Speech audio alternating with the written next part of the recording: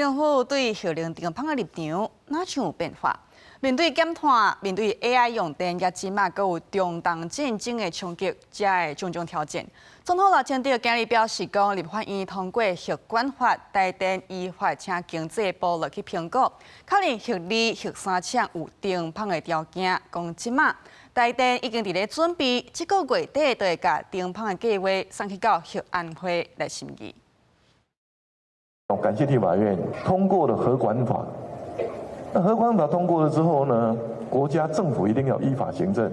總統賴清德參加頒獎會場交接典禮，面對大咖中小企業代表，公開感謝立法院完成核管法修法，讓核電中企有法源依據。雖然核電中企決定權是佇執政黨，也毋過伊卻強調依法行政。經濟部已經評估核2、3具備中企條件，台電特別送中企計劃到核安會，愛優先確保安全。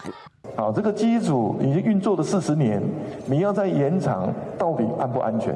我想安全是第一吧，哈。核安無顧慮，核廢有解決社會共識。老總統無袂記哩，閣表示中企3關鍵，也毋過伊指出，其實到2032年攏會當用電穩定，會想到要中企核電進入定數，是因為愛想到未來用電成長加減碳。國際社會需要低碳的電力，這個也是我們考慮的。那後續人工智慧發展的人工智慧的時代，因為算力所需求的電力啊，我們也必須要考量在這裡面。所以，這敢是廢核工園政策的放量，也是示範。擁核團體講這是急示灣，認為總統的講法證明因當年的訴求是正確的。不過，反核代表閣一擺表示，3個中企關鍵無法滿足，不應該送中企計劃。公投的時候，那些官員說怎麼樣的不可行，怎麼樣的昂貴，那現在都見證了那些說法都是錯的，因為現在政府已經急轉彎了。我們當然是充滿了質疑的，然後我們一直也在倡議說，目前這3個賴總統自己提出來的方針跟原則都還沒被滿足的狀況下，不應該送重啟計劃。